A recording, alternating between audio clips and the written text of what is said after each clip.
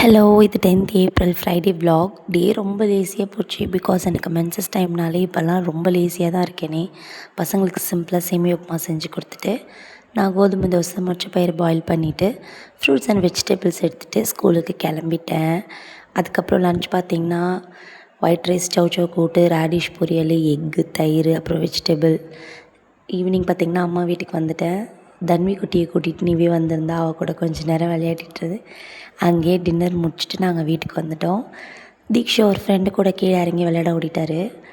துஷியும் அவங்க டேடியும் மட்டும் headset connect பண்ணிவிட்டு ஃபோனில் பார்த்திங்கன்னா வீடியோ பார்த்துட்டு இருந்தாங்க. நான் நெக்ஸ்ட் டேக்கு தேவையான திங்ஸ் எல்லாத்தையும் சோக் பண்ணிவிட்டு பொறுமையாக பாத்திரம்லாம் தேய்ச்சிட்டு கவுண்டர் டாப் க்ளீன் பண்ணிவிட்டு சிங்கை க்ளீன் பண்ணிவிட்டு படுக்கிறதுக்கு போயிட்டேன். ஸோ அன்றைக்கி மென்சஸ் டைம்ன்றதுனால ஃப்ரைடே படைக்கவும் இல்லை.